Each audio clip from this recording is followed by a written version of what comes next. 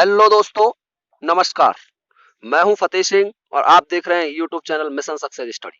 दोस्तों, आपका इस चैनल में एक बार फिर से स्वागत है।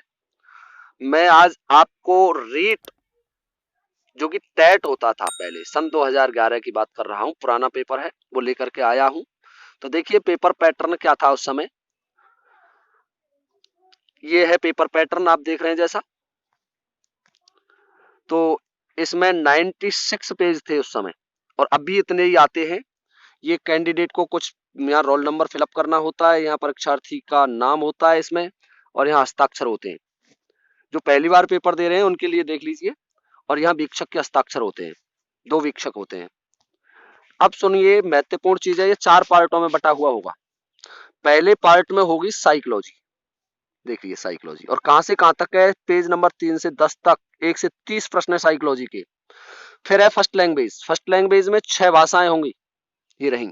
अब हम पहले खंड में जिस भाषा को लेंगे वो दूसरी लैंग्वेज के रूप में नहीं ले सकते, ध्यान रखने की बात है। फर्स्ट में अधिकांशतः हिंदी लेते हैं और सेकंड में इंग्लिश या संस्कृत लेते हैं। तो पहले में हम हिंदी लेंगे, जो कि कहां से कहां तक है, पेज नंबर 11 से 14 तक, 31 से 60 क्वेश्चन। ये ध्यान रखें, सभी प्रश्नों का इंग्लिश में भी यही है, 31 से 60, संस्कृत में भी 31 से 60। तो भ्रमित ना हो, पहले हिंदी ले ली और हिंदी के बाद आ जाएंगे हम तीसरे खंड पे। खंड होगा तृतीय। तृतीय खंड में सेकंड लैंग्वेज लेंगे, उसमें हिंदी ना लेकर के इंग्लिश या संस्कृत या कोई सी अन्य भाषा लेंगे। यहां से तीसरे खंड की भाषा लेने के बाद ये यदि हम इंग्लिश लेते हैं तो 43 से 46 और संस्कृत लेते हैं तो 47 से 50 पेज पर होगी। चौथे खंड में है मैथमेटिक्स। इसमें 91 से 150 तक यानी 60 प्रश्न होंगे। और दूसरा पार्ट बी है इसका एसएस। जो हिस्ट्री वाले हैं एसएस वाले वो हिस्ट्री लेंगे, और मैथमेटिक्स और विज्ञान वाले हैं वो मैथमेटिक्स और विज्ञान लेंगे। इसमें भी 91 से 150 60 प्रश्न हैं। मैथमेटिक्स 67 से 80 पेज पर है और हिस्ट्री 81 से 92 पेज पर है। तो चलिए ज्यादा टाइम वेस्ट ना करते हुए सीधे चलते हैं क्वेश्चनों पर। इसके ये कुछ देखिए, उस समय नेगेटिव मार्किंग नहीं थी जिस समय पेपर था, ठीक है। गलत उत्तर के लिए नेगेटिव मार्किंग नहीं होगी, लेकिन पेपर का समय मात्र 90 मिनट था। ये देखिए, सबसे बड़ी बात यह है कि मात्र 90 मिनट में 150 क्वेश्चन सॉल्व करने थे। यानी एक क्वेश्चन को लगभग ये मान के चलिए 1 मिनट से कम समय, 40 सेकंड का समय मिलता था। तो इसका जो फर्स्ट पार्ट है वही है बाल विकास एवं शिक्षण अभिरुचि, सेकंड में भाषा है फर्स्ट लैंग्वेज, और तीसरे में दूसरी लैंग्वेज है, और चौथे पार्ट में गणित विज्ञान या सामाजिक ज्ञान है। तो हम सीधे चलते हैं सेक्शन फर्स्ट पे। सेक्शन फर्स्ट, ये पेपर दोनों भाषाओं में प्रिंट होगा, हिंदी इंग्लिश, हिंदी और इंग्लिश में। तो फर्स्ट क्वेश्चन है, निम्न में से कौन सा कथन विकास के बारे में सत्य नहीं है। तो देखिए इसका सीधा आंसर बताऊंगा मैं आपको, डी है। क्या है इसका आंसर? डी। विकास विशिष्ट से सामान्य की ओर होता है, ये सत्य नहीं है, बाकी के सत्य हैं। विकास एक अंतःक्रिया का फल है, विकास एक व्यक्तिगत प्रक्रिया है, विकास एक व्यवस्थित श्रृंखला का अनुगामी है। चलिए आगे क्वेश्चन नंबर 2 पर। बालकों की सोच अमूर्तता की अपेक्षा मूर्त अनुभवों एवं प्रत्ययों में होती है। ये अवस्था है, कौन सी अवस्था में होती है? मूर्त प्रत्ययों में। 2 वस्तुएं होती हैं, एक तो अमूर्त और एक मूर्त। अमूर्त का मतलब जिसे हम देख नहीं सकते, केवल काल्पनिक होता है, और मूर्त का मतलब जिसे हम देख सकते हैं। तो इसका आंसर है ए, 7 से 12 वर्ष। मानव विकास किन दोनों के योगदान का परिणाम है? वंशानुक्रम और वातावरण का। ध्यान रखें, इंपॉर्टेंट क्वेश्चन है, कई बार पूछा गया है। क्वेश्चन नंबर 4 पे आ जाइए। निम्न में से कौन प्याजे के अनुसार बौद्धिक विकास का निर्धारक तत्व नहीं है? जीन प्याजे ने बौद्धिक विकास के निर्धारक तत्व दिए थे। अनुभव है, संतुलीकरण है। इसका आंसर है सामाजिक संचरण। ये नहीं है बौद्धिक विकास का तत्व जीन प्याजे के अनुसार। अगला देखिए क्वेश्चन नंबर 5। विशेष आवश्यकता वाले बच्चों को पढ़ाने के लिए निम्न में से कौन सी व्यूह रचना अधिक उपयुक्त है? तो देखिए इसमें कौन सी व्यूह रचना उपयुक्त होगी? अधिकतम बच्चों को सम्मिलित करने की चर्चा, विद्यार्थियों को सम्मिलित करते हुए कक्षा अध्यापक द्वारा निर्देशन, सहकारी अधिगम तथा पीयर ट्यूरिंग, सहपाठियों द्वारा अनुशिक्षण, अध्यापन के लिए योग्यता आधारित समूहीकरण। इसका आंसर है सी, सहकारी अधिगम तथा पीयर ट्यूटरिंग। क्वेश्चन नंबर 6 देखिए। समस्या के अर्थ को जानने की योग्यता वातावरण के दोषों, कमियों एवं रिक्तियों के प्रति सजगता विशेषता है सृजनशील बालकों की। कौन से बालकों की? सृजनशील।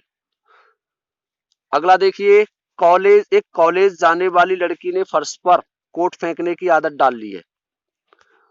लड़की की माँ उससे कहा कि कमरे से बाहर जाओ और कोट को खूंटी पर टांगो। लड़की अगली बार घर में प्रवेश करती है और कोट को हाथ पर रखकर अलमारी की तरफ जाकर कोट को खूंटी से टांग देती है। ये उदाहरण है, ये किसका उदाहरण है? ये उदाहरण है श्रृंखलागत अधिगम का। किसका उदाहरण है? श्रृंखलागत अधिगम का। अगला देखिए क्वेश्चन नंबर 8, बाह्य अभिप्रेरणा में समावेशित किया जाएगा। बाह्य अभिप्रेरणा में क्या होता है?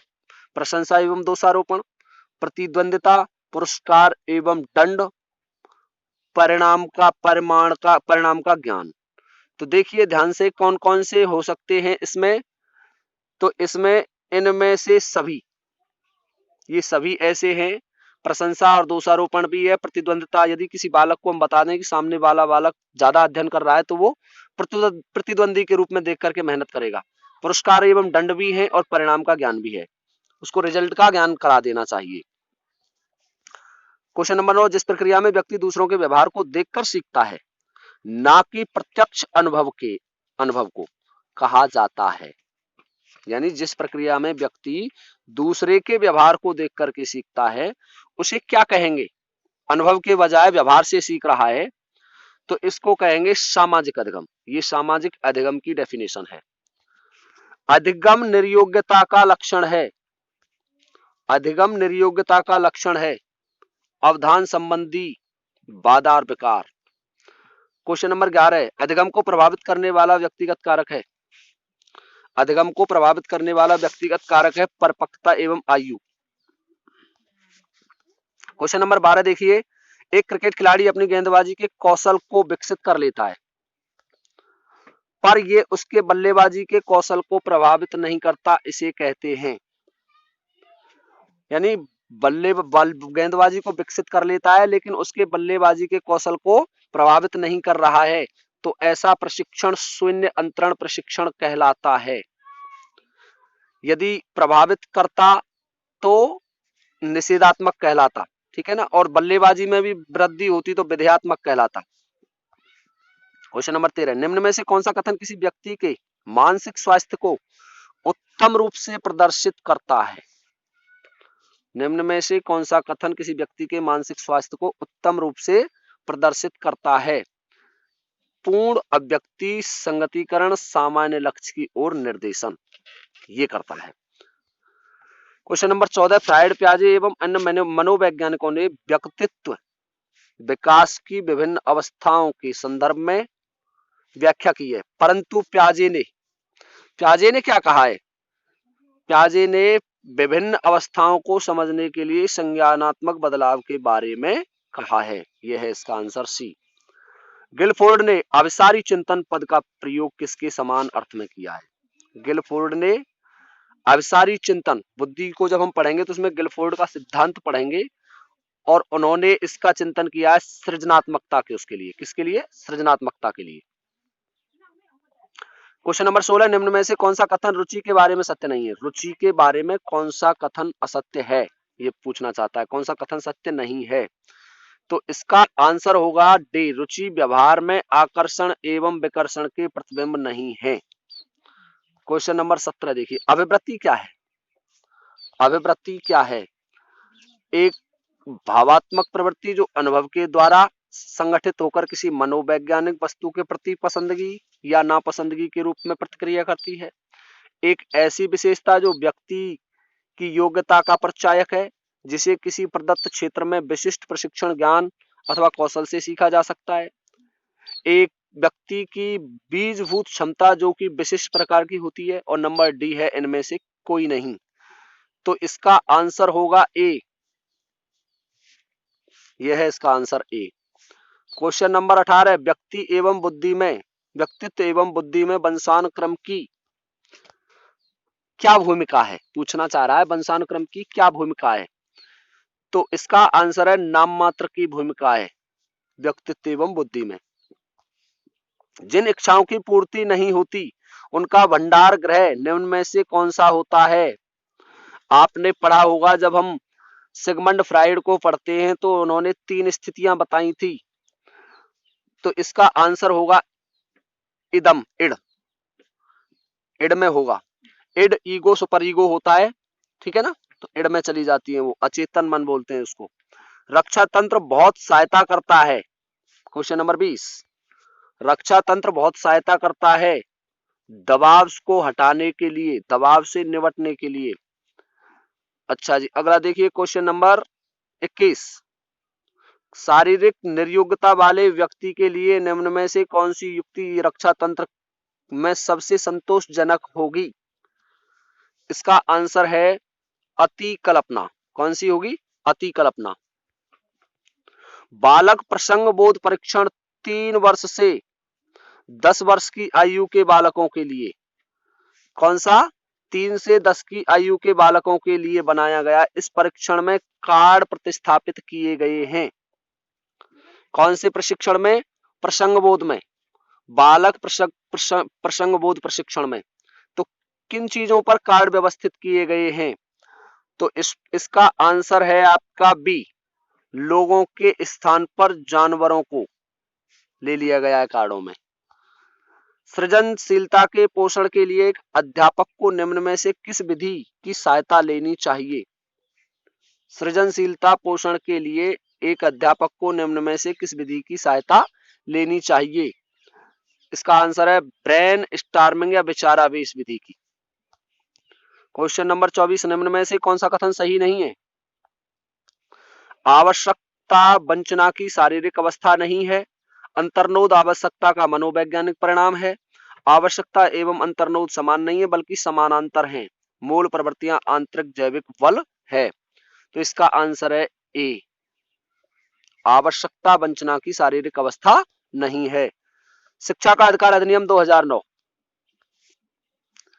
एक अध्यापक के लिए न्यूनतम कार्य घंटे प्रति सप्ताह निर्धारित किए गए हैं, प्रति सप्ताह।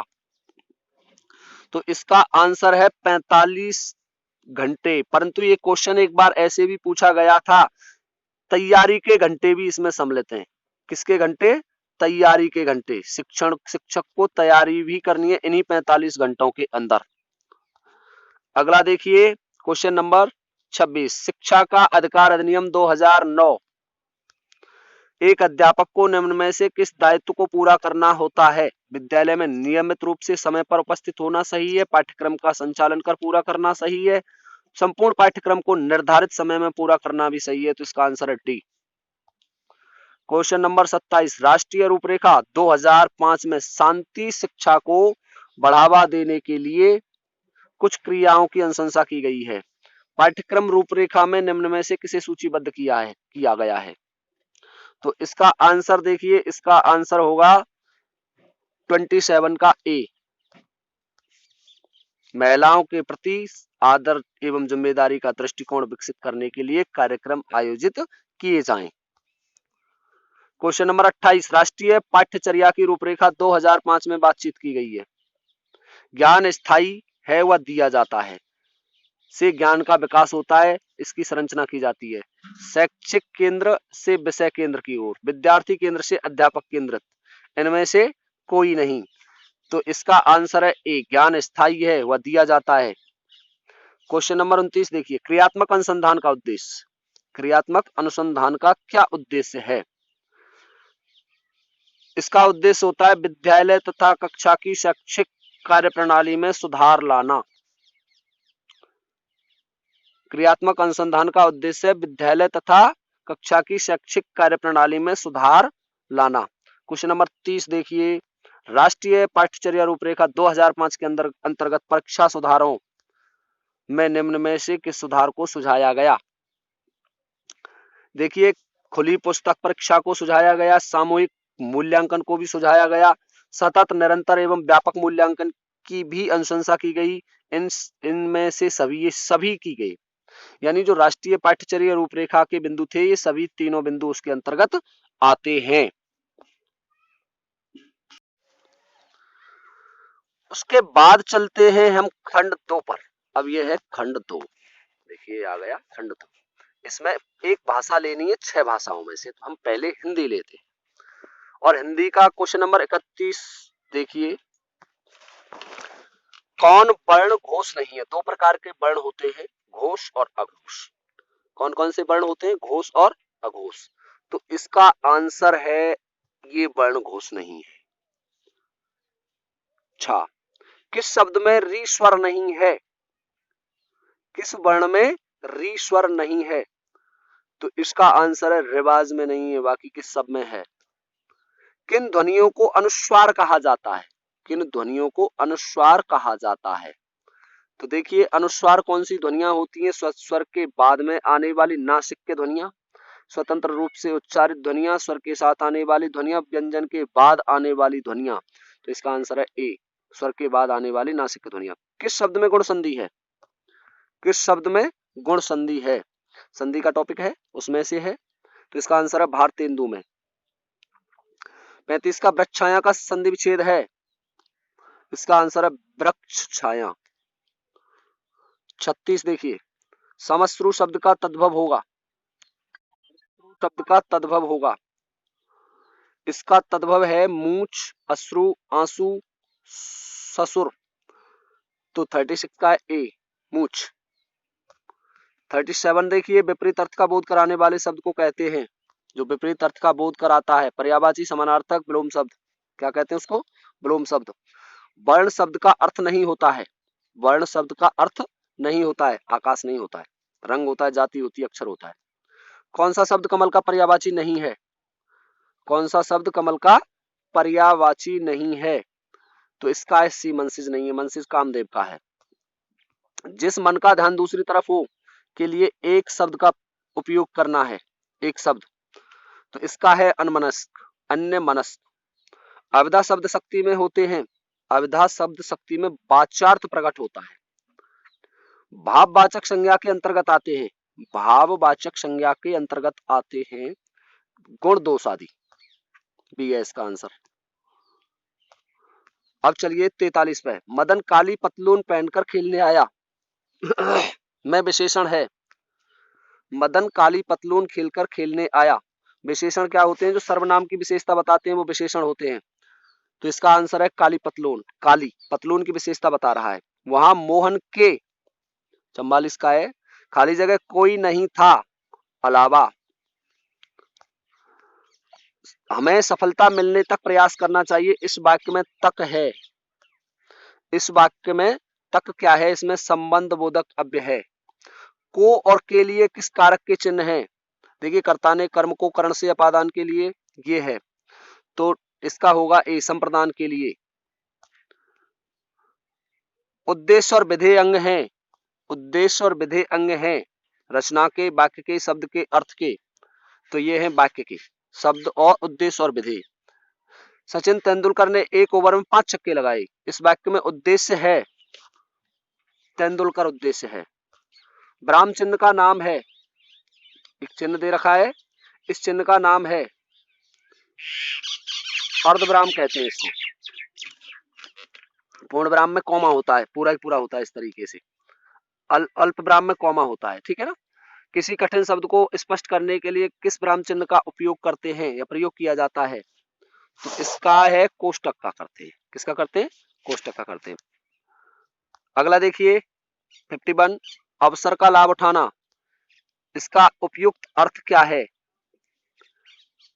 बहती गंगा में हाथ धोना। बाधा डालने मुहावरे का अर्थ है, बाधा डालना मुहावरे का अर्थ है बी, रोड़ा अटकाना। अपना हाथ जगन्नाथ का अर्थ है, अपना हाथ जगन्नाथ का अर्थ है अपने हाथ से काम करना ही उपयुक्त होता है, नंबर सी। मैं तुम सबको खूब समझता हूं, तुम सब एक जैसे हो के लिए उपयुक्त शब्द क्या है या उपयुक्त वाक्य क्या है? एक ही थैली के चट्टे बट्टे। अधिसूचना का प्रकाशन कहां से होता है? अधिसूचना का प्रकाशन कहां से होता है? इसका आंसर है ए, राजपत्र गजट से। निविदा सूचना का उद्देश्य होता है, निविदा सूचना का उद्देश्य होता है? 56 का इसका आंसर है डी, यानी सामान की पूर्ति करना, सामान की नीलामी, निर्माण कार्य करना, और इनमें से तीनों काम, तो तीनों हैं। 57 का किसी कार्यालय द्वारा एक साथ अनेक प्रेषितियों को भेजा जाने वाला शासकीय पत्र या ज्ञापन आदेश क्या कहलाता है? पत्रों में से है, ये 4 प्रकार के होते हैं पत्र, तो इसका आंसर है ए, परिपत्र कहलाता है। अब ये एक छोटा सा गद्यांश है। कुसंग का ज्वर सबसे भयानक होता है, ये केवल नीति और सद्वृद्धि का ही नाश करता है, बल्कि बुद्धि का भी क्षय करता है। किसी युवा पुरुष की संगति यदि बुरी होगी तो वह उसके पैरों से बंधी चक्की के समान होगा, जो उसे रात दिन अवनति के गड्ढे में गिराती जाएगी, और यदि इच्छा होगी तो सहारा देने वाली बाहों के समान होगी, जो उस निरंतर उन्नति की ओर उठाता जाएगा। अब देखिए इसका 58 का आंसर होगा, इस गद्यांश का शीर्षक क्या होना चाहिए, उचित शीर्षक, तो इसका है संगति का प्रभाव या संगति। कुसंग का अर्थ होता है 59 का, कुसंग का अर्थ क्या होता है, बुरी संगति। और इस गद्यांश का केंद्रीय भाव क्या है, संगति का महत्व। तो ये गद्यांश है, ये इस प्रकार से इस हिंदी पार्ट के क्वेश्चन हो गए। अब मैं इसमें अगला पार्ट कराऊंगा, सेकंड लैंग्वेज चल रही है अपनी, फर्स्ट लैंग्वेज हमने ले ली है इसमें। अब चलेंगे हम इसके सेकंड पोर्शन पे। अब आ गए हम सेक्शन 3 पर। देखिए सेक्शन 3 चालू हो गया है। भाषा हिंदी है, सेकंड लैंग्वेज है, लेकिन हिंदी हमने फर्स्ट खंड में सॉल्व कर ली थी, इसलिए इसमें हिंदी नहीं करेंगे। इस खंड में हम सीधे चलते हैं इंग्लिश पर। तो ये इंग्लिश चालू हो गई, इस इंग्लिश को सॉल्व करेंगे। और इसका पहले क्वेश्चन का answer, which one of the following word is a noun, तो इसका आंसर होगा सी। और 62 का आंसर होगा ए। देखिए मैं बिल्कुल ऑथेंटिक की से करा रहा हूं, जो बोर्ड द्वारा जारी की गई है। 63 का आंसर है बी। 64 का आंसर है ए। और 65 का आंसर देखते हैं, 65 का आंसर है डी। 66 का आंसर भी डी है। 67 का आंसर देखिए सी है। 68 का आंसर है ए। और 69 का आंसर है सी। 70 का देखिए, 70 का आंसर है बी। 71 का आंसर है डी। और 72 का आंसर है ए। 72 का आंसर है ए। और 73 का आंसर है सी। 74 का आंसर है बी। 75 पर चलते हैं। 75 का आंसर है डी। और 76 का आंसर है सी। 77 का आंसर है ए। 78 का देखते हैं। 78 का आंसर है बी। और 79 का आंसर है डी। और 80 का आंसर है, 80 का आंसर है बी। 81 का आंसर है सी। और 82 का आंसर है ए। 83 का आंसर है सी। 84 का आंसर है बी। 85 का आंसर है ए। और 86 का आंसर है बी। 87 का आंसर है डी। और 88 का आंसर है ए। और 89 का आंसर है सी। और 90 का आंसर है डी। ये तो हुई आपकी सेकंड लैंग्वेज के रूप में इंग्लिश भाषा। अब मैं आपको एक भाषा इसमें और करा देता हूँ, क्योंकि साइंस वाले तो ज़्यादातर इंग्लिश लेते हैं, लेकिन जो एसएस वाले होते हैं वो संस्कृत भी ले लेते हैं, इसलिए इस भाषा को भी करा देता हूँ। पर आप ये ध्यान रखना कि जो सेकंड में अंग्रेजी लें वो संस्कृत को स्किप कर देना, और जो संस्कृत भाषा को लेते हैं वो अंग्रेजी को स्किप कर सकते हैं, ठीक है ना। इसको देखना मत, 5 मिनट का वीडियो या 2 मिनट का वीडियो, उसको स्किप कर देना। तो देखिए खंड 3 की दूसरी भाषा करा रहा हूँ, संस्कृत। वही 61 से ही क्वेश्चन चालू होंगे। एक बात ये भी ध्यान रखें, आप भ्रमित ना हो जाएं, पहले खंड में भी 6 भाषाएं थी और 31 से 60 तक की क्रम संख्या के आधार पर थी, पांचों की पांचों, और यहाँ भी 6 भाषाएं हैं। 6 भाषाएं 61 से 90 के काउंटिंग पर हैं। अब देखिए संस्कृत में 61 का बी, 62 का सी, 63 का देखिए, अब देखिए 63 का आंसर है बी, 64 का आंसर है डी, 65 का आंसर है बी, और 66 का आंसर है सी, 67 का आंसर है ए, 68 का आंसर है डी, और 69 का आंसर है बी। 70 देखिए, 70 का आंसर है ए, 71 का आंसर है सी, 72 का आंसर है ए। अब देखते हैं 73 का, 73 का आंसर है सी, और 74 का आंसर है बी। 75 का आंसर है डी, और 76 का आंसर है बी। 77 का आंसर डी है।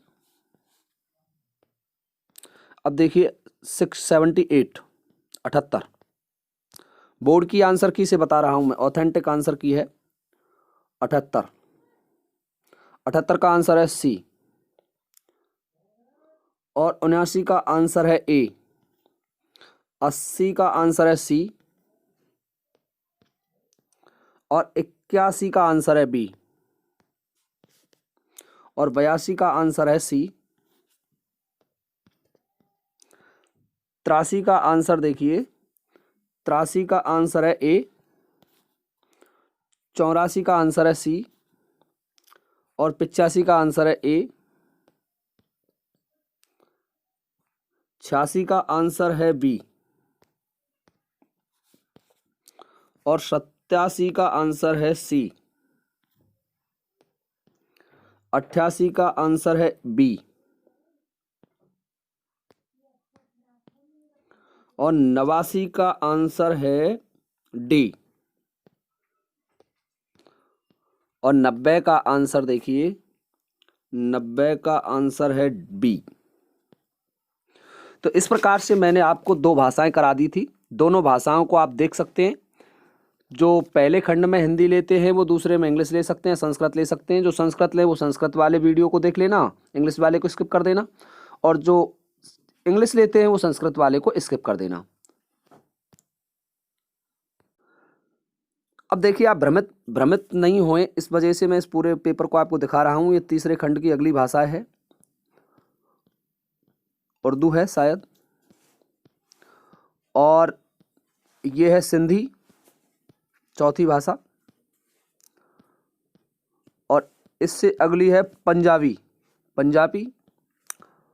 और इससे अगली गुजराती। तो इस प्रकार से प्रत्येक खंड में, सेकंड में और थर्ड में 6 भाषाएं होंगी। वही काउंटिंग चल रही है, देख सकते हैं आप, 90 तक चलेगी। तो यहाँ तक आपका 3 पार्ट पूरे हो गए। पहले खंड में साइकोलॉजी, दूसरे में एक भाषा, और तीसरे में एक भाषा लेनी है। अब आ जाते हैं हम चौथे खंड पर।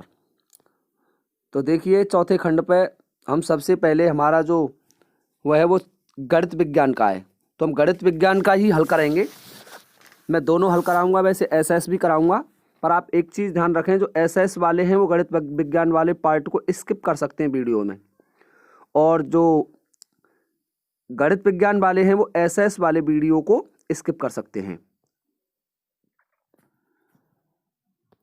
तो देख अब चलते हैं हम चौथे खंड पे आ गए। तो इसमें देखिए 91 क्वेश्चन गणित के प्रश्न हैं, बहुत आसान क्वेश्चन है। 2 की पावर 2 की पावर 2, तो इनका सबका मल्टीप्लिकेशन कर देंगे। 2 का वर्ग किया तो 4 और 4 का वर्ग किया तो 16, और ये आ जाएगा 2 की पावर 16 फर्स्ट में। अब 2 की पावर 16 इसमें और है। अब देखते हैं दूसरा, वैसे इसमें ज़्यादा टाइम लगेगा, मुझे अलग से वीडियो बनाना पड़ेगा। इसका आंसर ए होगा। देखिए ये 2 दूनी 4 हो जाएगा। आगे चलिए, इसमें सीधा ए स्क्वायर माइनस बी स्क्वायर वाला सूत्र लगा देंगे, बहुत आसान क्वेश्चन है। 92 का हो जाएगा बी। 93 का देखिए श्रीधराचार्य सूत्र होता है, एक्स बराबर minus B plus minus under root B square minus 4ac/2a, ये होता है इसमें एक्स का मान। तो 93 का इसमें आएगा ये,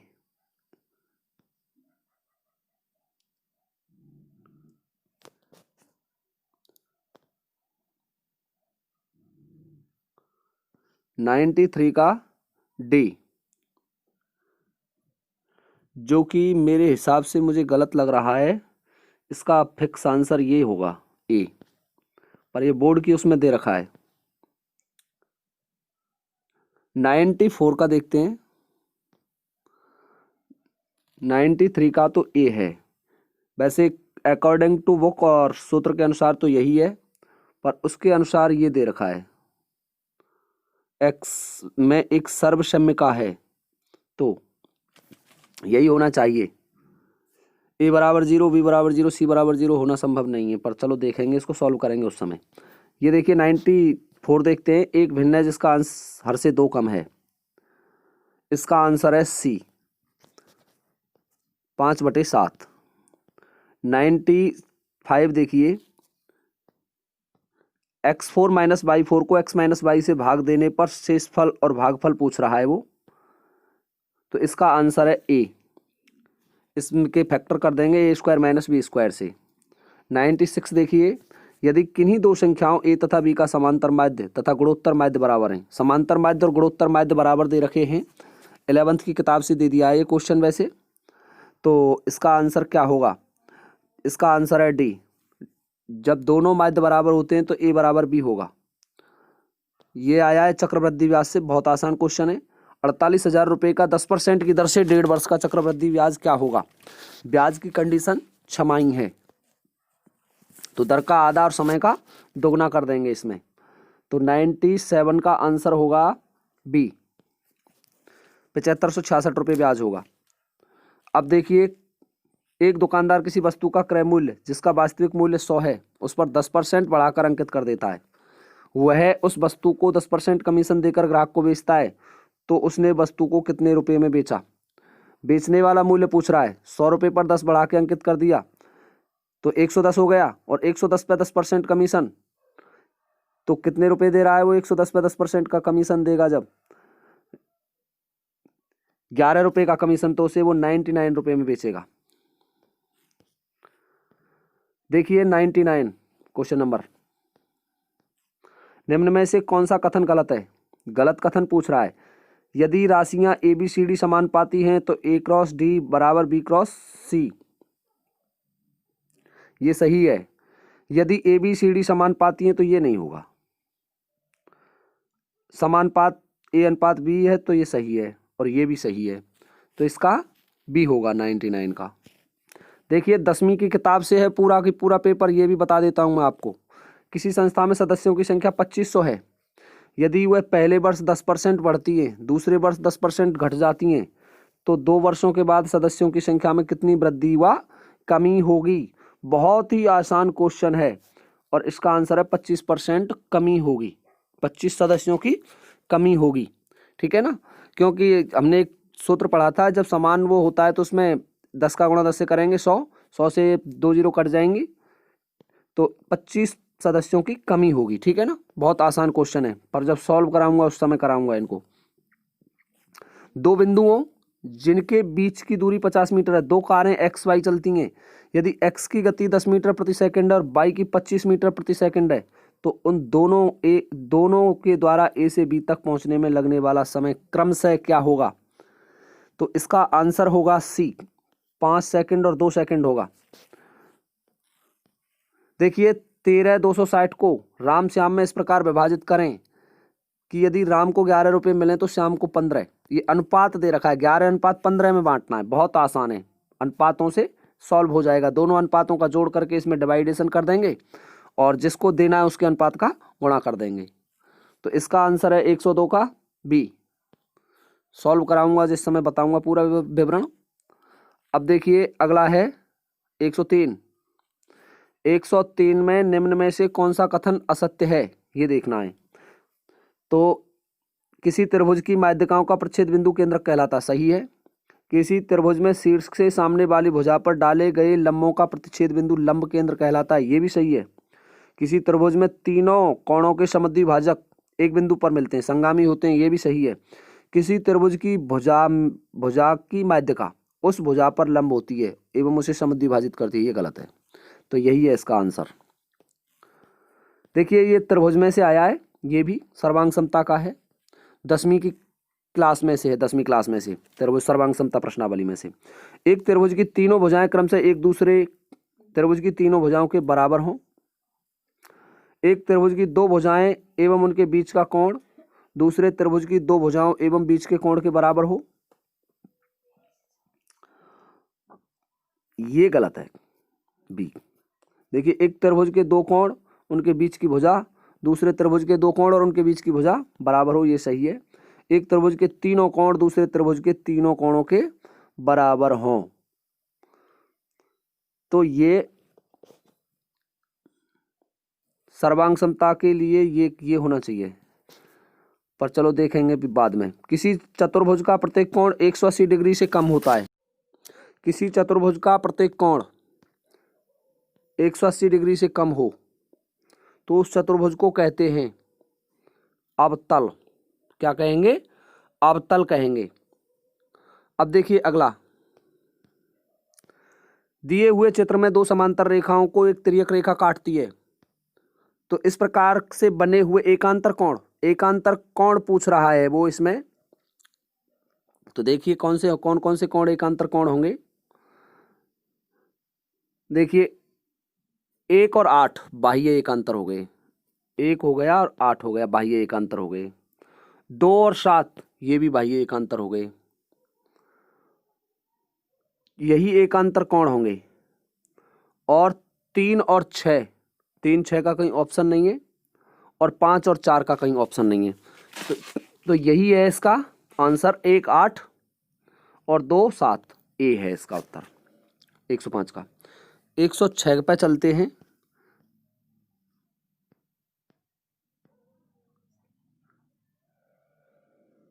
एक 107 पे चलते हैं। 106 का ए था। 107 में एक चित्र दे रखा है।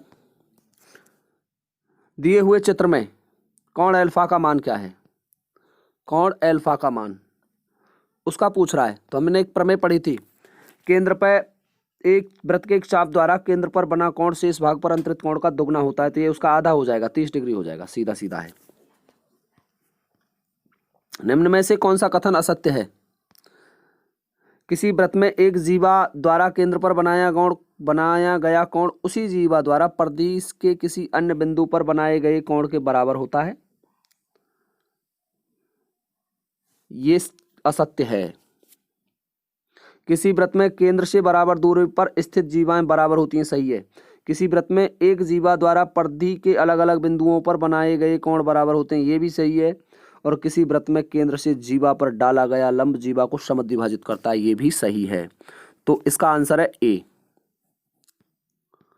109 देखते हैं। एक आयत दिया हुआ है, एक आयत दे रखा है, इसमें एक आकृति दे रखी है और KLZU का क्षेत्रफल पूछ रहा है। देखिए कहाँ है KLZU। KLZU एक समांतर चतुर्भुज बन रहा है। इस समांतर चतुर्भुज का क्षेत्रफल पूछ रहा है और कुछ भुजाओं की नाप दे रखी है तब। तो देखिए इसका जो आंसर है 109 का वो है डी, 20 स्क्वायर सेंटीमीटर। ये सीधा सीधा हीरो का सूत्र आ गया। तो हीरो का सूत्र होता है क्षेत्रफल बराबर ये बी, s under root s minus a under root s minus b under root s minus c. बिल्कुल सामान्य पेपर आया है, ऐसा ज़्यादा नहीं है, कुछ क्वेश्चन तो देखने से ही सॉल्व हो रहे हैं। और ये देखिए 111 एक समांतर चतुर्भुज का आधार और क्षेत्रफल समान है। यदि त्रिभुज की भुजाएं दे रखी हैं और समांतर चतुर्भुज का आधार दे रखा है तो ऊंचाई पूछ रहा है उसकी। बहुत ही आसान क्वेश्चन है, इसकी 12 सेमी होगी। साधारणतया एक किताब एक ठोस आकृति है जिसका नाम होता है घनाभ होगा। किताब घनाभाकार होती है, आयताकार नहीं होती, त्रिविमीय ज्यामिति है। राम एक ठोस घन बनाना चाहता है जिसकी भुजा 15 सेमी है। इसके लिए 5 सेमी भुजा वाले कितने घनाकार टुकड़ों की आवश्यकता होगी। ये कक्षा 10 की प्रश्नावली घन घनाभ से लिया गया है। बिल्कुल सीधा सीधा क्वेश्चन है और इसका आंसर होगा 27। अब देखिए 14वां क्वेश्चन। 14वां दे रखा है एक समकोणीय वृत्तीय बेलन का आयतन एवं वक्रपृष्ठ। बेलन का आयतन पाई आर स्क्वायर एच होता है और वक्रपृष्ठ 2 पाई आर एच होता है। बेलन का आयतन पाई 2 पाई आर स्क्वायर एच और बेलन का वक्रपृष्ठ पूछ रहा है वो वक्रपृष्ठ होता है 2 पाई आर एच। ध्यान रखें इस चीज का। अब चलिए आगे क्वेश्चन नंबर 115। पाई का मान नीचे दिया गया है। दशमलव के बाद सबसे ज्यादा और सबसे कम बार आने वाले अंक इसमें गिन लीजिए, सीधे सीधे आंसर आ जाएगा। और इसका आंसर है सी, 3 और 0। आंकड़ों को लेखाचित्र द्वारा प्रदर्शित करने की वह विधि जिसमें आंकड़ों द्वारा आयतों द्वारा प्रदर्शित किए जाते हैं जिनका आधार x हो, जिनके आधार बराबर चौड़ाई के हों तथा 2 आयतों के बीच छोड़ा गया स्थान भी बराबर हो। कौन सा रेखाचित्र कहलाता है? तो इसको कहते हैं स्तंभ ग्राफ। क्या कहते हैं इसको? स्तंभ ग्राफ। अब देखिए प्रश्न नंबर 17, 117। ये चिन्ह दे रखे हैं, चिन्हों तथा चिन्हों का मान क्या है? तो देखिए 117 में इसका मान है, ये पहला तो सही है, 5 तो ऐसे लिखते हैं लेकिन ये नहीं लिखा जाता किसी तरीके से, ऐसे कोई लिखते ही नहीं है रोमन संख्या उसमें बंटन संख्याओं में, मिलान चिन्हों में। तो ये नहीं है, ये नॉट डिफाइंड वाला, ये आंसर है इसका बी। 118 देखिए, यदि बाई अक्ष पर ग्राफीय रूप से प्रदर्शित किए जाने वाले आंकड़े लाख में दे रखे हैं तो एक इकाई को प्रदर्शित करने के लिए उपयुक्त स्केल कौन सा होगा? एक इकाई को प्रदर्शित करने के लिए उपयुक्त स्केल कौन सा होगा? तो इसमें मान सकते हैं हम, देखिए बी, 30,000। ये पाई ग्राफ आ गया, पाई चार्ट। बहुत आसान है, ये भी सीधा सीधा दे रखा है 8वीं की क्लास में। निम्न वृत्त चित्र में विभिन्न मदों पर किया जाने वाला वे अवरोही क्रम में, अवरोही क्रम पूछ रहा है। तो सीधा सीधा है, जिसका प्रतिशत कम होगा उसका मतलब खर्च भी कम होगा। तो सबसे पहले 30 शिक्षा पे, सबसे पहले शिक्षा। तो शिक्षा केवल एक में, इसका आंसर ए है। क्या है इसका आंसर? ए होगा। अब चलते हैं 120 पे। 120 में देखिए, किसी पौधे की पत्तियों की लंबाई के आंकड़े 1 मिमी तक सही रूप में निम्न सारणी में दे रखे हैं।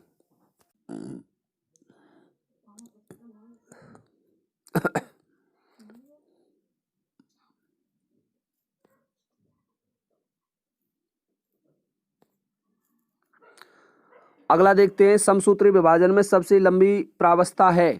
समसूत्री विभाजन में सबसे लंबी प्रावस्था क्या है? 123 का है ए, प्रोफेज होती है। वायरस जनित रोग है, वायरस जनित रोग है, हैजा, पोलियो, पोलियो वायरस से होता है, और बाकी के प्लेग है वो जीवाणु जनित है। ऐसे ही कोलेरा है, टाइफाइड भी ऐसा ही है। निम्न में से किसकी कमी से रतौंधी रोग होता है? विटामिन ए की कमी से। एड्स बीमारी से प्रभावित होने वाला तंत्र कौन सा होता है? तो एड्स से प्रतिरक्षा तंत्र प्रभावित होता है, हमारी इम्यूनिटी पावर समाप्त हो जाती है। एक क्रिया के विपरीत सदैव एक प्रतिक्रिया होती है, तो ये न्यूटन का कौन सा नियम है? तो ये न्यूटन का तृतीय नियम है, न्यूटन का तीसरा नियम। कार्य करने की दर को क्या कहते हैं? शक्ति। ऊष्मा संचरण की कौन सी विधि में माध्यम की आवश्यकता नहीं होती है? तो यह है विकिरण विधि। 3 विधियां होती हैं, चालन, संवहन और विकिरण। आगे देखिए, दाब वृद्धि के साथ पानी का क्वथनांक, जब दाब बढ़ाएंगे तो पानी का क्वथनांक क्या होगा? बढ़ेगा। ऊर्ध्वपातन का गुण पाया जाता है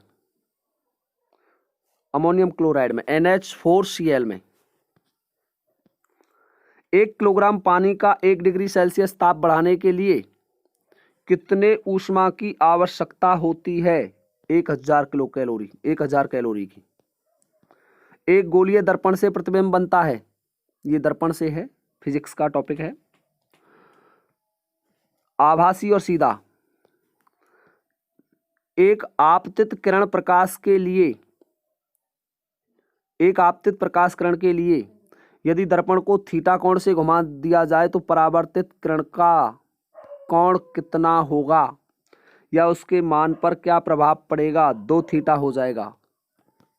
दृष्टि दोष के मरीज को चश्मा दिया जाता है। दूरदृष्टि रोग का मरीज होता है, उसको किसका चश्मा दिया जाता है? तो उसको दिया जाता है उत्तल लेंस का, और जो निकट दृष्टि वाला होता है उसको देते हैं अवतल लेंस का। 135 अल्ट्रासाउंड की आवृत्ति। देखिए, आवृत्तियां 3 प्रकार की होती हैं। तो अल्ट्रासाउंड जो आवृत्ति होती है वो 20,000 हर्ट्ज से कम होती है। क्या होती है? कम। ध्वनि का तारत्व, ये तारत्व में से हर बार प्रश्न आता है ध्वनि में से, और तारत्व से संबंधित ही पूछता है ज्यादातर। तो देखिए, तारत्व किस पर निर्भर करता है? आवृत्ति पर। किस पर निर्भर करता है? आवृत्ति पर। दिए गए क्षेत्र से गुजरने वाली चुंबकीय बल रेखाओं की संख्या कहलाती है चुंबकीय फ्लक्स। एक बल्ब 100 वाट, 100 वाट और 200 वोल्ट उसका विभव है, 160 वोल्टता के साथ जोड़ा गया है, तो शक्ति ह्रास कितना होगा? ध्वनि का तारत्व निर्भर करता है आवृत्ति पर। 139 पे आ गए थे हम। शक्ति ह्रास होगा, कितना होगा शक्ति ह्रास? तो इसका आंसर होगा ए, 64 वाट। 1 किलोवाट घंटा किसका मात्रक है? 1 किलोवाट घंटा किसका मात्रक है? तो ये मात्रक होगा शक्ति का। किसका मात्रक होगा? शक्ति का। यदि प्रत्यावर्ती धारा का शिखर मान दे रखा है, विद्युत वाहक बल E0 है, तो वर्ग माध्य मूल मान पूछ रहा है वो। इसका आंसर होगा डी, E0/√2। अपमार्जक जटिल लवण हैं। अपमार्जक किसके लवण होते हैं? सोडियम के। अगला देखिए, टेक्स्ट एवं तस्वीरों को भेजने के लिए किस उपकरण का या किस डिवाइस का उपयोग करते हैं? तो इसका आंसर होगा सी, फैक्स का। धातुओं की वेल्डिंग के लिए निम्न में से किन गैसों के मिश्रण को उपयोग में लिया जाता है? वेल्डिंग करते समय गैस वेल्डिंग बोलते हैं, तो उसमें कौन सी गैसें काम में ली जाती हैं? ऑक्सीजन और एसिटिलीन। टंगस्टन तत्व का संकेताक्षर क्या होता है? टंगस्टन का तो टंगस्टन का संकेताक्षर होता है W। विश्व उष्णता के लिए कौन जिम्मेदार है? CO2। 147। नाविक का परमाणु क्रमांक बराबर होता है, नाविक का देखो कितना आसान आया है, नाविक का परमाणु क्रमांक बराबर होता है न्यूट्रॉन प्लस प्रोटॉन की संख्या के। प्रयोगशाला में अम्ल से जलने पर अधिक पानी से धोना चाहिए तथा वैसलीन लगाने से पूर्व निम्न में से कौन सा प्राथमिक उपचार करना चाहिए? तो इसका आंसर है ए, सोडियम बाइकार्बोनेट घोल से पुनः पानी से धोना चाहिए। पानी एवं सोडियम बाइकार्बोनेट घोल से। सोडियम बाइकार्बोनेट क्षारीय होता है जो अम्ल को उदासीन कर देगा। वह स्थान जहाँ छोटे जंतु जैसे दीमक, मक्खी, कछुए, केंचुए आदि उनके स्वभाव के अनुसार पाले जाते हैं उसे क्या कहते हैं? टेटेरियम। क्या कहते हैं उन्हें? टेटेरियम। और 150वां देखिए, निम्न में से कौन सा कथन सही नहीं है? निम्न में से कौन सा कथन सही नहीं है? डी, उद्देश्य एवं प्राप्य समान है। उद्देश्य एवं प्राप्य समान है। तो ये था हमारा वीडियो का पार्ट गणित विज्ञान वाला। अगला पार्ट हम एसएस पे चलते हैं। जो छात्र एसएस वाले हैं वो इस पार्ट को स्किप कर सकते हैं। तो देखिए ये एसएस वाला पार्ट प्रारंभ हो गया। अब हम इसको सॉल्व करेंगे एसएस वाले भाग को। तो देखिए एसएस का पहला क्वेश्चन है, भारत की समाज की मुख्य विशेषता क्या है? भारतीय समाज की मुख्य विशेषता। तो भारतीय समाज की मुख्य विशेषता है अनेकता में एकता। क्या है? अनेकता में एकता। हम बहुत छोटे से समय से पढ़ते चले आ रहे हैं इसको। अगला देखिए, नगरीकरण परिणाम है। किसका है नगरीकरण? किसका परिणाम है? ग्रामों से नगरों की ओर जनसंख्या का पलायन। क्षेत्रीयवाद मुख्य कारण है। क्षेत्रीयवाद मुख्य कारण है सामाजिक तनावों का। किसका मुख्य कारण है? सामाजिक तनावों का। आगे चलते हैं। सामाजिक अध्ययन के अध्यापक को विषय वस्तु के साथ साथ ज्ञान होना चाहिए। 94 शिक्षण विधियों का ज्ञान होना चाहिए। भारत में गरीबी के लिए कौन सा कारण जिम्मेदार नहीं है? या कौन सा कारण नहीं है? शिक्षा। शिक्षा नहीं है। किस हड़प्पाकालीन इमारत को सर जॉन मार्शल ने विश्व का अद्भुत निर्माण कहा था? जब मैंने हड़प्पा काल को पढ़ाया था उस समय इसको बताया था। तो ये इमारत है बृहद स्नानागार। बृहद स्नानागार को विश्व का अद्भुत निर्माण कहा था। भारत में अनेकता में एकता, एकता में अनेकता और अनेकता में एकता, ये कथन किसका है? देखिए बहुत टिपिकल क्वेश्चन भी नहीं है तो ज़्यादा आसान भी नहीं है। इसका आंसर है बी, स्मिथ ने कहा था। निम्न में से किस सैंधव स्थल पर अग्निकुंड के साक्ष्य मिले? तो किस सैंधव स्थल पर अग्निकुंड के साक्ष्य मिले हैं? कालीबंगा में मिले। किस में मिले? कालीबंगा। अगला देखिए, किस यूनानी शासकों के बारे में जानकारी का मुख्य स्रोत है? हिंद यूनानी शासकों के बारे में जानकारी का मुख्य स्रोत है। तो हिंद यूनानी शासकों के बारे में जो मुख्य स्रोत है सिक्के। क्या है? सिक्के। अगला देखिए, गीता है वेद, रामायण का एक भाग, स्वतंत्र महाकाव्य, महाभारत का एक भाग है गीता। गुप्त काल में सुदूर पश्चिम में प्रसिद्ध व्यापारिक केंद्र था।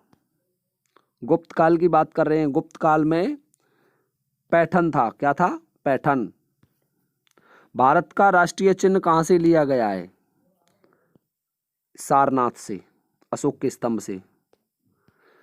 लोग घरों में ताला नहीं लगाते थे।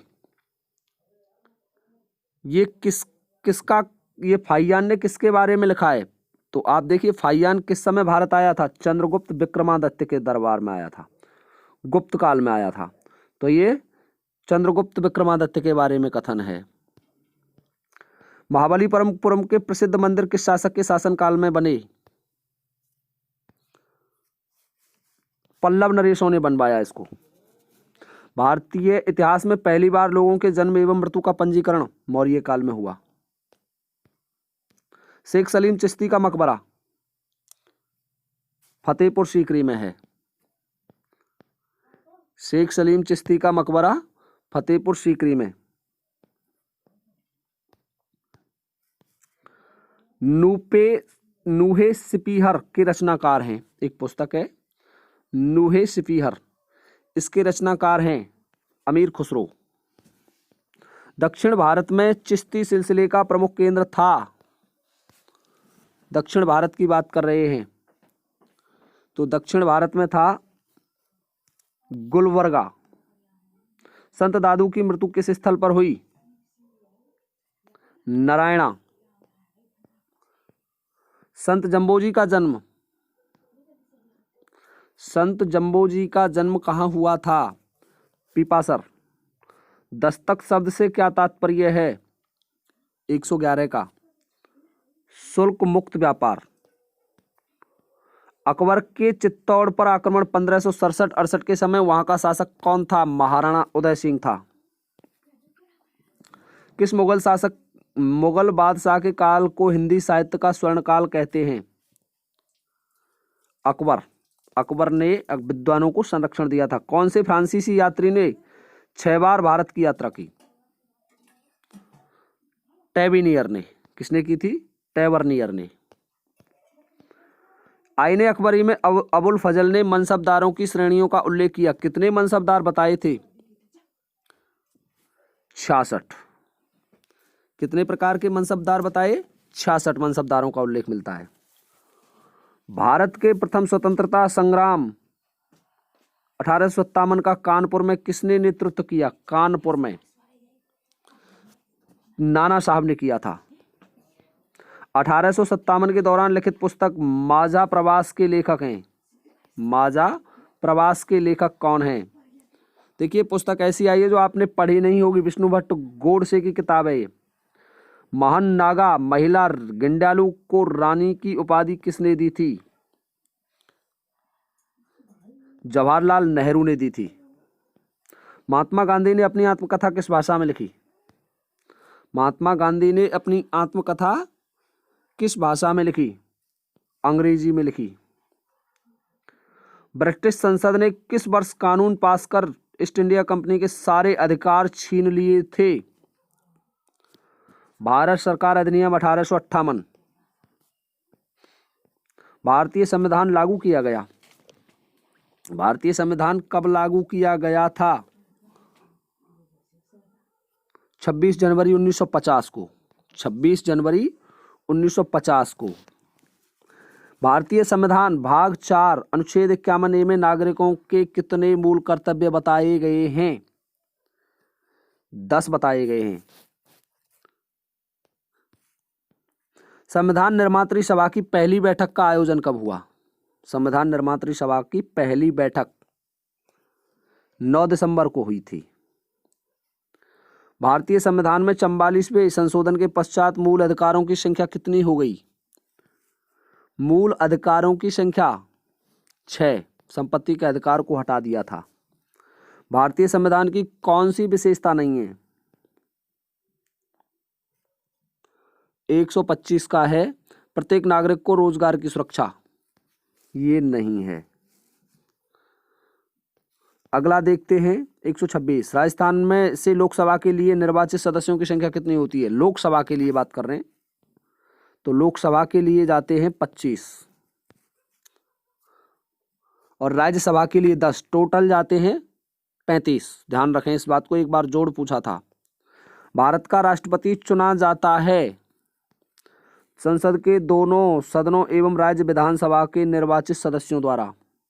बी है इसका आंसर। भारत का सर्वोच्च सेनापति राष्ट्रपति होता है। भारत में सर्वोच्च न्यायालय के मुख्य न्यायाधीश की नियुक्ति कौन करता है? राष्ट्रपति करता है। राज्यसभा का सभापति कौन होता है? उपराष्ट्रपति होता है। पृथ्वी का सबसे बड़ा महाद्वीप कौन सा है? पृथ्वी का सबसे बड़ा महाद्वीप एशिया। यू आकार की घाटी निर्मित होती है, यू आकार की घाटी निर्मित होती है, हिमानी द्वारा होती है। ज्योग्राफी के अंतर्गत पढ़ेंगे। परतें किन चट्टानों में होती हैं? तो परतें होती हैं अवसादी चट्टान में, आपने पढ़ा होगा, अवसादी चट्टान परतदार होती है। वायुमंडल की सबसे निचली परत क्या होती है? क्या कहते हैं? क्षोभ मंडल होती है। कौन सी होती है? क्षोभ मंडल होती है। विश्व में सर्वाधिक लवणता वाला सागर, सबसे ज्यादा लवणता वाला सागर कौन सा है? जिसकी लवणता 302% है। मृत सागर, सबसे ज्यादा लवणता मिलती है इसमें। भारत का कौन सा प्रदेश प्राचीन गोंडवाना लैंड का भूभाग है? तो भारत का वो प्रदेश छांटना है जो गोंडवाना लैंड का भाग था, दक्षिण का पठारी भाग। सुंदरी वृक्ष किस प्रकार के वनों में पाया जाता है? ज्वारीय वनों में। कैसे वनों में? ज्वारीय वनों में। उत्तरी भारत में शीतकालीन वर्षा का कारण है पश्चिमी चक्रवातीय विक्षोभ के द्वारा। पश्चिमी चक्रवातीय विक्षोभ के द्वारा। सिंदरी किसके उत्पादन के लिए प्रसिद्ध है? बहुत अच्छा क्वेश्चन है, पर ये उस समय की करंट नॉलेज से आया था, ये ध्यान रखें। सिंदरी किसके उत्पादन के लिए प्रसिद्ध है? रासायनिक उर्वरक। भाखड़ा नागल परियोजना किस नदी पर स्थित है? 140 का था ए, सतलज पर। राजस्थान में सोयाबीन के प्रमुख उत्पादक जिले, उस समय की करंट नॉलेज से था ये, तो इसका आंसर था कोटा बारा। राजस्थान के किस जिले में टंगस्टन का उत्पादन होता है? राजस्थान के किस जिले में? नागौर में होता है टंगस्टन। वर्षा जल संग्रहण लाभदायक होता है। वर्षा जल संग्रहण लाभदायक होता है भूमिगत जल स्तर को सुधारने के लिए। राजस्थान में राष्ट्रीय राजमार्ग 15 पर स्थित कौन कौन से नगर हैं? 15 राष्ट्रीय राजमार्ग पर पूछ रहा है, तो इस पर हैं गंगानगर, बीकानेर, जैसलमेर, बाड़मेर। अरावली का दूसरा उच्चतम शिखर पूछा है। पहला तो कौन सा है? गुरु। दूसरा होगा शेर। गुरु से जरा आशा रखो, इस तरीके से याद रख सकते हैं उसको। इस प्रकार से आपके 145 प्रश्न ही दिए हैं इसमें, 5 प्रश्न कहीं छूट गए क्या? इसमें 5 प्रश्न कहीं है नहीं इस पीडीएफ में। चलो मैं 5 प्रश्न पीछे देख के आपको बता दूंगा, क्योंकि इसमें एक पन्ना शायद हटा दिया गया है। यहाँ 193 पेज है और ये पेज नंबर 91 है, तो इसमें 92 पेज नहीं है। 92 पेज इस पेपर की पीडीएफ से हट गया है, कहीं ना कहीं छूट गया है, फट गया है, कोई ना कोई कारण हो सकता है। तो मैं आपको वो 5 प्रश्न भी लाने का प्रयास करूंगा अगले वीडियो में। तो दोस्तों इस प्रकार से मैंने आपको पूरे की पूरे क्वेश्चन सॉल्व करा दिए हैं। अगला वीडियो में आपको गणित से संबंधित भी ला सकता हूं, क्योंकि गणित सॉल्व करानी है आपको। और एक बात और कहना चाहूँगा लास्ट में, कि चैनल को सब्सक्राइब करें, लाइक करें और शेयर करें। यदि आप चैनल को सब्सक्राइब ज़्यादा करेंगे तो फिर हम बाद में लाइव क्लास भी चला देंगे। लाइव बटन ओपन हो जाएगा, अभी लाइव बटन ओपन नहीं हो रहा है, उसके लिए हम अभी एलिजिबल नहीं हैं। तो इसके लिए ज़्यादा से ज़्यादा सब्सक्राइब करें, शेयर करें और लाइक करें। धन्यवाद।